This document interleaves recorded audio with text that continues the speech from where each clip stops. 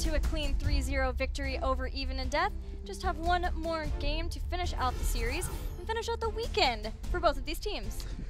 This weekend, I turned my head really sharply, it turns out so there. Short. You know, weebles wobble, but they don't fall down. That's what we experienced today.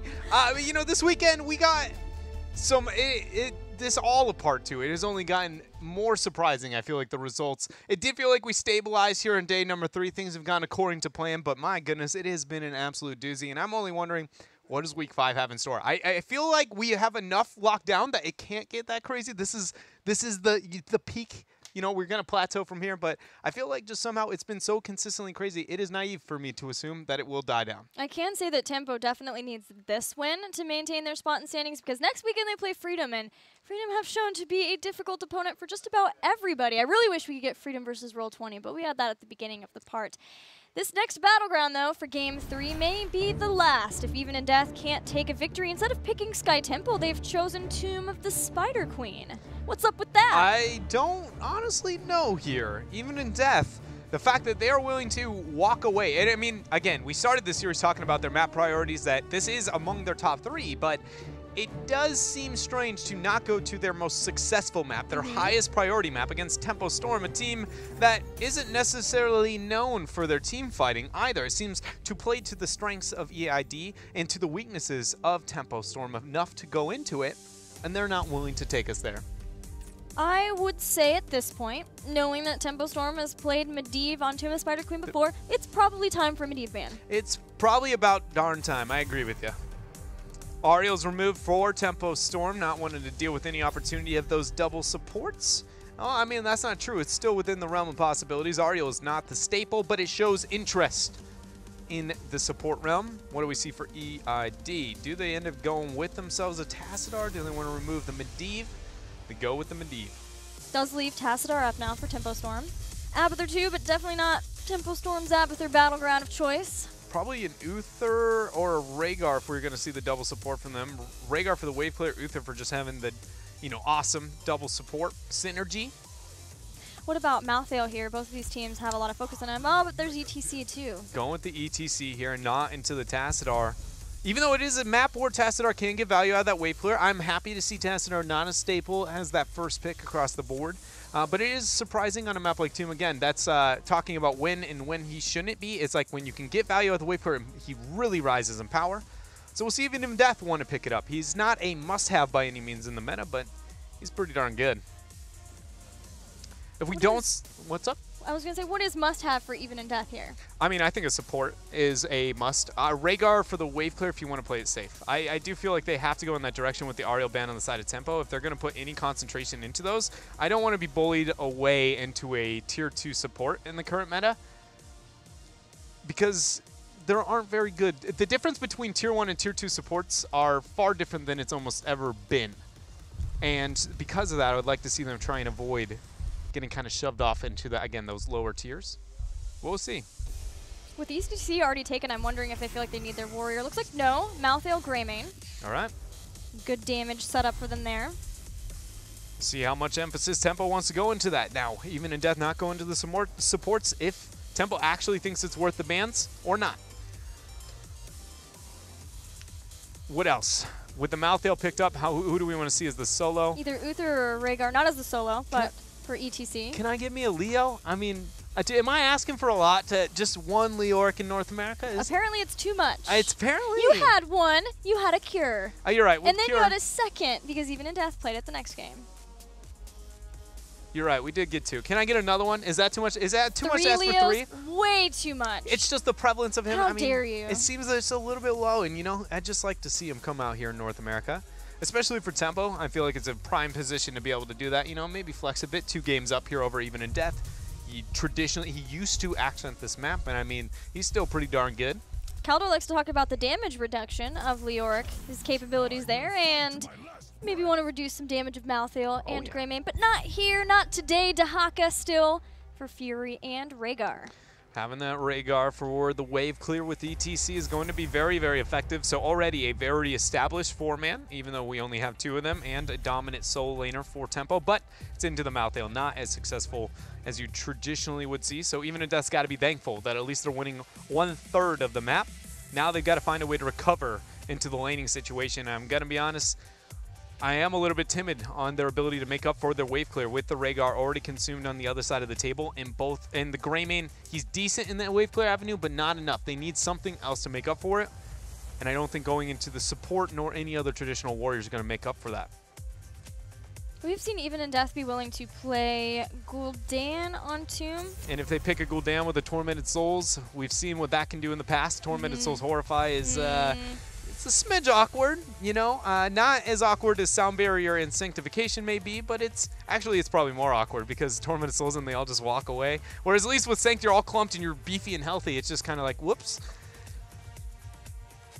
If they don't go for the Gul'dan, though, where else do they make up for that wave clear, right? And that's where it starts going down the list to not so meta heroes, and for good reason. Yeah, my thought is they go back into a wave clear support, getting either Malfurion or Stukov. Stukov on Tomb of the Spider Queen. We see a fair amount. It seems to be one of his top battlegrounds. So there's a possibility there, but that doesn't provide any sort of help. You don't have a cleanse to deal with drags. You don't have a cleanse for helping against an ETC. And ETC is, because he plays different than all other stun warriors, main warriors, he's the only one, well, other than Diablo, but Diablo's a little bit weird in how he plays, and he's not considered the staple. But unlike Murden, he gets in position he gets out of position to set up a kill, which is good because it's easy to punish, but it's also bad because then if you consider yourself as a vulnerable support, like things like that Stukov where we're talking about, you are body blocked to death. You have to find another way to be able to get around him, and if you don't have mobility or ways to get off of you with that secondary knockback, ETC is even better into those awkward supports than a traditional stun warrior is. I mean, I would never want to play a Stukov into him. Like, if I don't have the upper hand, I'm not initiating on you, and you're the one posturing around me, think about how hard it is to just get a single lurking arm or even feel comfortable standing still without knowing he's going to just push me into my whole team. Well, Tassadar is the wave clear, so they may not have to Stukov now. No, they don't have to. And they won't get... I cannot believe that it's Uther. last pick Uther. I cannot believe it's last pick Uther either. either. Because Uther would not be last pick, or because it didn't fit the composition or even death, or just a little bit of both? Well, I think it fits with the Garrosh. I was saying more that we made it all the way to the 10th and final pick, and then it was Uther. Yeah. At the rate we've been going with supports in NA, but there it is. Garrosh, Uther. We've got Tassadar to help with the wave clear. Greymane there will be there too for the kill comp after the Garrosh Uther, and then Malthael holding his own in the soul lane. Maybe, because there's a double global now for Tempo Storm, and their ability maybe to go in and cause a lot of problems for Malthael, and probably Homicidal playing that Malthael. We'll have to see on that. Yeah, I do feel like this game is going to be pretty scary for even a death draft-wise. It's gotten a little bit dark, you know, unless Malthael has a very outstanding performance, like on another level. I don't really see them recovering throughout this game. The Tassadar direction that they moved into with the Uther, Tass Uther without a hyper carry to enable always is kind of a little bit awkward because both of them are the effective health timing mixed with like how it helps your team. It just really kind of sets you back pretty hard into a team fight, and I don't see any heroic adjustments to make up for it, right? Sometimes when you get that, you could be like, well, what if you maybe Divine Storm and you can make up for that and like lock them down enough to where Archon can get the damage and can overcome it? But there are so many just Tempo Storms okay with all these kind of situations that even a death here really needs to be proactive with the turn-ins if they're going to stand a chance. And to do that, they need to get set up very well by having the support and Garrosh together. I want to see them not get separated this game. You got to have a strong support system of those two. Buddy system for Even in Death. Will it give them a win in the game? Let's find out. Game 3 between Tempo Storm and Even in Death, with Tempo Storm currently 2-0 of Even in Death as we go into Game 3. We do see Psalm there over on the fall set because Cotton Luck is busting out that Chromie. And Cattle playing Dahaka, Fury playing ETC. So it's going to be still the... Wait. Yeah, still in flux. So we have the primary warrior, but... Man, that's interesting because now it's not a map where we see Fury able to go into a side lane like it did before, where at first we were like, you know, this makes sense for Tempo considering the map and how they played it out. Now it does show that Tempo themselves are in flux, that they aren't totally sold on the fact that Fury needs to be that off laner, and they're just going to kind of bounce back and forth. But it does seem the more that we see Even in Death, they're solidifying what we've been seeing. Lutano's working for them, even though they initially said they might have Homicidal being the warrior player. They've got Lutano there, and then Homicidal can still be flexing it out and playing the Malthael, which his Malthael, his Illidan, that's sort of what we became to respect from this team. There's a lot of different things from Even in Death that we respected as we saw them come into HGC in Phase 2, but homicidal plays on heroes like Illidan and Malthael, that was definitely one of the top things. Yeah, it had to be the outstanding one for me. I felt like one of the few Malthaels, especially for kind of being a no-name player like homicidal was getting into this all. First blood up on top. Hello. June delaying the inevitable there. Even in Death getting fights level 1 through 9, winning skirmishes, already really big signs for them because they cannot fill in the early laning phase if they're going to stand a chance here. They're getting frisky. Tana does take some damage immediately from Chromie. She drops down the Dragon's Breath. Homicidal's going to be rotating up to help out, and this does allow Even in Death to make sure that they're keeping Greymane, Uther, and the Garrosh together. Of course, Cattle starts to go back, dodges Hal. It's so funny how that interaction works. If you point and click your E on Uther while mounted up, and then he burrows underneath it, Uther just stops, stands still. It's kind of awkward. It's just respect, like, there is no longer a dinosaur here. What happened? Like he's flabbergasted. It's like playing a peekaboo with a young child, you know? It's just their ability to understand the idea that something... Object permanence? Yeah, it just is not there. Turns out today we learned Uther has no object permanence. Yeah, you know who else might not have object permanence is going to be Tempo Storm here. Is Frozen X is not... Oh, wait! I was going to say he's here and now he's not, but turns out Hal's got the Frisbee. They're good to go. What a save. What a save from Even in Death.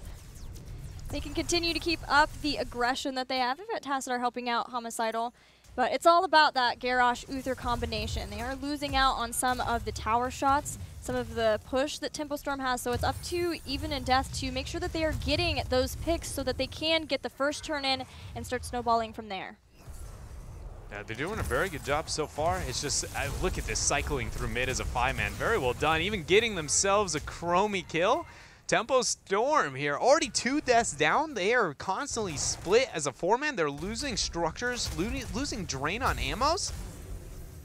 Even in Death is just flat out upset. I would be too. I mean, this is amazing. The fact that they're holding off into a Chromie composition, they're pushing into it, and they're getting kills over Tempo. I mean, for real. This is the exact opposite. This is not the draft that I thought we would see this out of them, this success. Where is this coming from? Well, I mean, we've heard a lot from about Even in Death before, right? We've just been waiting to see if it would happen, and maybe this is it. Maybe this is the first game that they take from Tempo Storm, and maybe start their own reverse sweep. There's been so many in North American HGC. Oh, but Caterpillar's trying to stop that right here, right now with a Frozen X kill. Frozen Can X. Hal do it again? He's got disengaged. Oh, I just can't believe it. That is so frustrating. Oh, we're all good. Calculated. Frozen X twice in a row, man.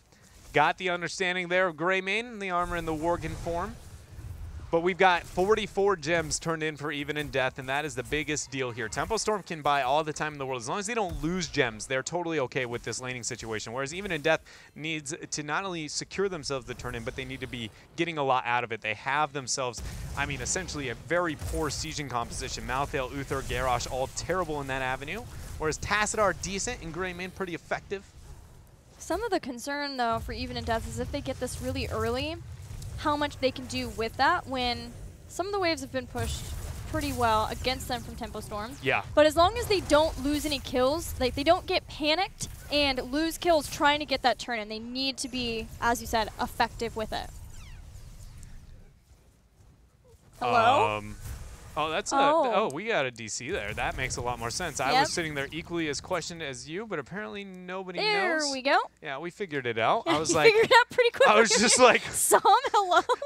I was like, I don't know how else to commentate these, but that is almost intentionally feeding. Like, I can't even come up with an argument. Yeah, like, all right. Ooh, I don't want to do that. Yeah, it was like one of those ones where you're like, the only other justification you can flat out say is my mouse stopped working or I misclicked. Like, yeah. That's about all she got. All right, so he's good. False bot has managed to survive. We got our pause. We'll let you guys know when Psalm gets back in here.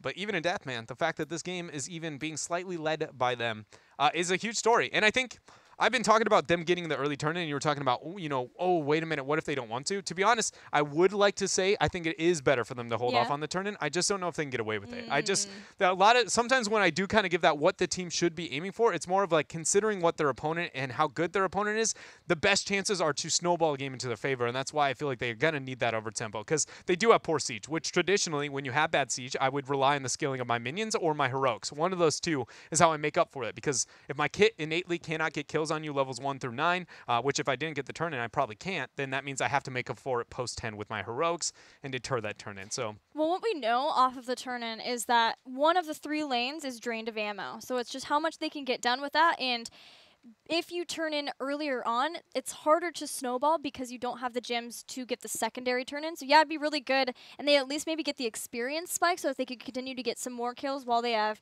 heroics or really close to heroics. So maybe that is the best option for them, knowing that it does feel like they're on a timer, a teeter-totter for where things start to go wrong, where Tempo Storm starts to figure out the rotations that Even in Death are making and is able to stop losing picks to it. Yeah, it is I think, again, the safer way to do that is worry about more into your heroics. It's just about the biggest thing then is you got to be like, well, can I stall tempo long enough? And if I give it over to tempo, do I lose too much in the experience department?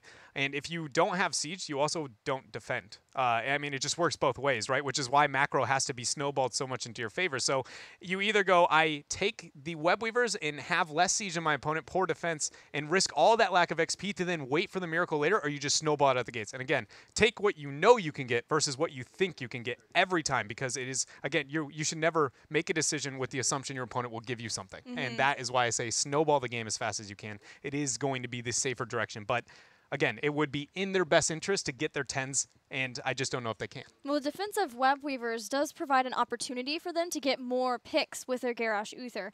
Watching and taking down the towers fast, the gate, then sets up for them to maybe be able to get one of those pulls and hits, and then that does give more gems, gives more ability to take down more structures. So that is a secondary benefit of them trying to get that earlier turn-in, is it does give more opportunities for them to try to get picks on Tempo Storm. But we're just waiting for Som to get back into the game.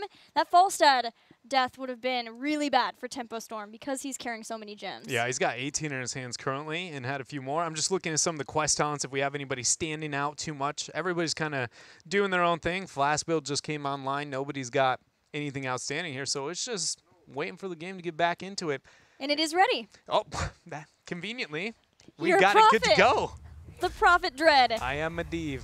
See, I am the Medivh. I'm ready to become the problem here. Lutano, 7 gems in his hand. He had enough for the turn-in. Good delay from the Chromie on the side of Tempo Storm as they get their level 7 talents. Speaking of Chromie has been chilling out in lane, doesn't quite have the Prismaticism amount of stacks. He's sitting at 17 right now to Sandblast. It's according to what I believe we had for Prismaticism, to give you guys an idea of like what level this is below 50% of what Prismaticism had. Prismaticism also had a better laning situation, a better map. Like, that's not a play level, but to give you guys an idea of the power, this is about half of what we saw from Prismaticism. Well, here it is. Even in Death gets the first Web Weaver phase of the game, and they're doing their best to push all the waves up to towers. We know that the mid is the most drained of those towers. Even in Death is going to set up. They've got Lutano, Hal right behind.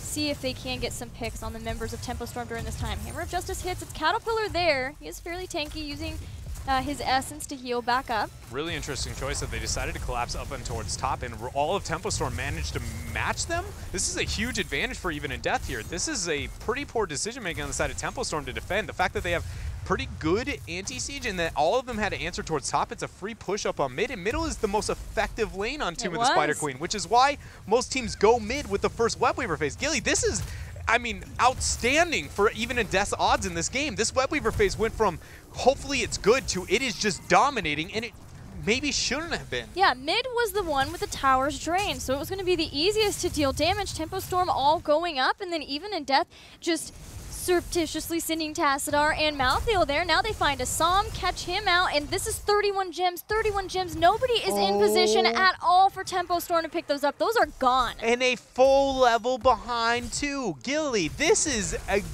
legitimately perfect case for Even in Death. They are... Now it's like, how does Tempo come back from this? This is a very big setback here. If they get this turn in and Tempo can be successful with this turn in, again, they have a better siege. It's likely they will be able to be successful with it. I expect Tempo Storm to restore the balance, but if they are unable to really dominate the same way Even in Death was for that Webweaver phase, I do feel like this is out of control of Tempo. Strap in, everybody, because for Tempo Storm, it's going to be a long haul to get back to this game. Cleanse gets forced to get Caterpillar back. Homicidal perfectly catches Cattle and jumps right on in with his Tormented Souls.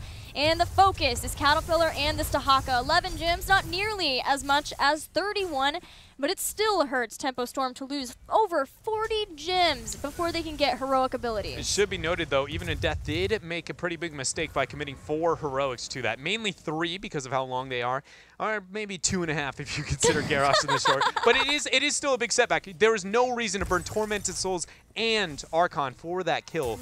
It was very likely to go down no matter what. And it's oftentimes when a team, oh, wait a minute here. Cattle got the drag on the Frozen X. Good into the Fray use.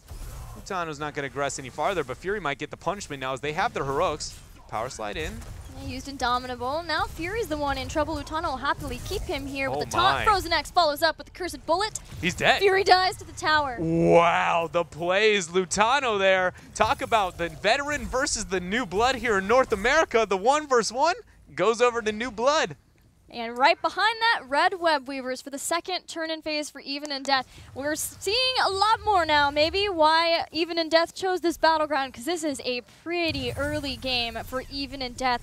Double Webweaver turn-ins, picks to take out 40 gems from Tempo Storm, 5 kills to 0 on Tempo. I want to see what they do after this Webweaver phase. That, for me, is really going to show the strength of Even in Death. They'll have a 13 talent here, but they'll be out of reach for a major objective for some time. So are they willing to be confident enough to bust out a boss this early on a map like Tomb, risk that win condition, or are they going to play it slow, stall it out, manipulate the map around this double global, and more importantly, a turn-in capable team like Tempo Storm? It seems like a big risk, but with how effective they have played this early game, I don't know if I have the right to doubt them any further. Nice bait onto that burrow. Cattle gets flipped back, and he's just dead. Yikaruskis, man. You've got the taunt into Cursed Bullet. There was no way he was getting out of that. Now Fury gets pulled back in.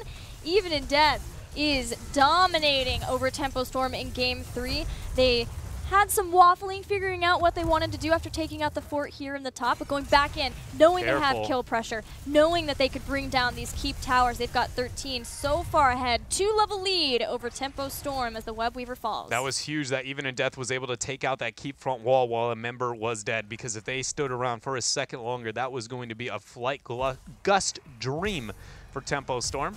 But they quickly rotate down, realizing Falsehead may be trying to get that bottom turn in. They're going to go ahead and goaltend and get a flat invade over Night Camp. Look at this aggression. Absolutely love this from Even in Death. Even if it's just a scout, they're getting any ounce of information to understand the transitions of Tempo Storm, and they're not letting go of this lead that they managed to obtain, which is not something you would expect from a team sitting at the bottom in North America, and more importantly, against Tempo 2 games down. This is brilliant from them. Yeah, and that's sometimes even been a problem for Even in Death before in the games where they do get ahead in the early game, is figuring out how to continue that lead.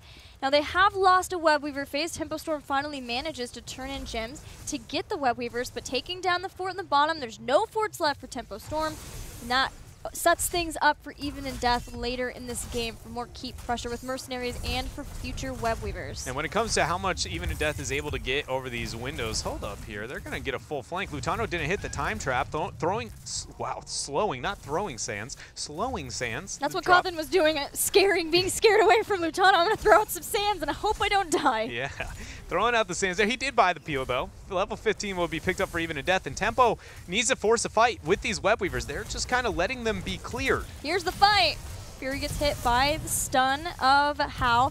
Damage to Fury is so good for the team because it dissuades him from jumping in and turning this entire game around with a money mosh pit. And that was a situation where Even in Death just won that skirmish 3 versus 4. I mean, they're just flat out winning. Cattle, good use there of the Brashta. He's able to make it out there.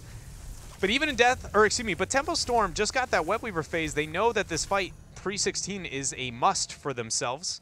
Unless they're really relying on the lack of turning capabilities for Even in Death here. Even in Death has a choice to make. Are they going to maybe overreact and force a turn-in pre-16, which Tempo Storm, they need this fight, or are they in fact going to stall it out and risk giving Tempo the turn-in? It looks like they're willing to take the fight. Drag connects on Lutano. Some split focus between Cattle and Fury.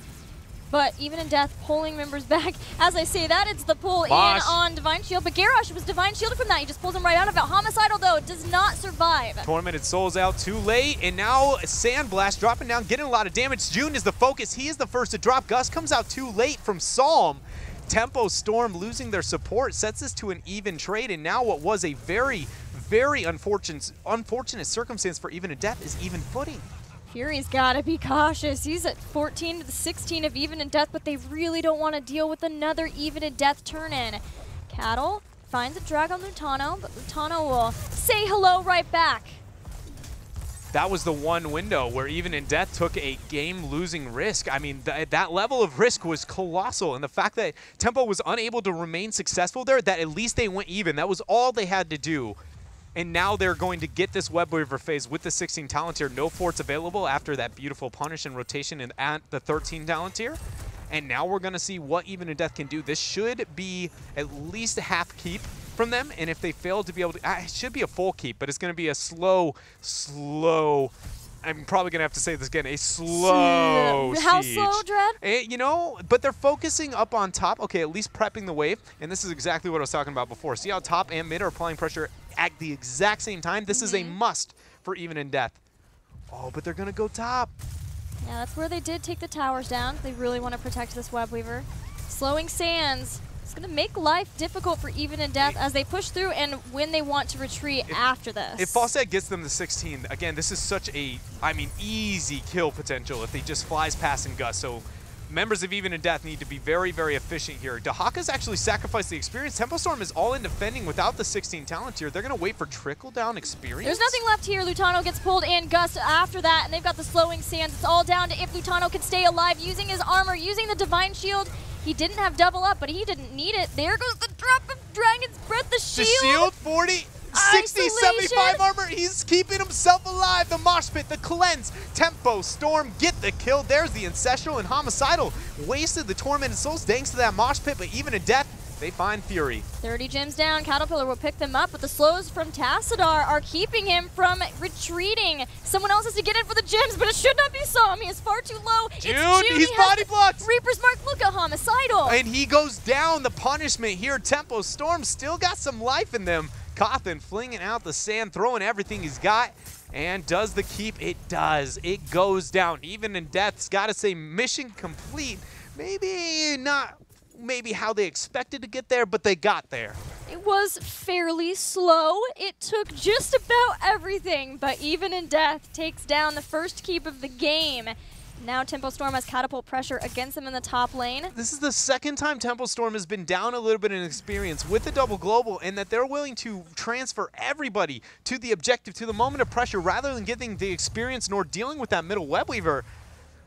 This is a very, very interesting defense strategy from Tempo Storm throughout both Web Weaver phase. Does it feel to you like they're waiting for Even in Death to make a mistake? Like they expect it? It feels like they're trying to. Yeah, that's what it says to me. It does seem like that has got to be the case here. Tempo Storm is very much not trying to be proactive. They're just looking for that moment, but they're waiting for the mistake rather than just taking the one that they can force. Again, a decision made with the assumption of a misplay is a misplay in itself. Tempo Storm has some Web Weavers to bring this game back in their favor. They've lost a keep, but not the game, and they haven't lost the 20s yet.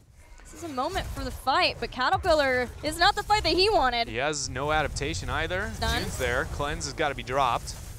So at least it was only a cleanse used for Tempo Storm to pull away from that. Something they may want if they get into a skirmish, because that has been a huge setup for Fury on those mosh pits.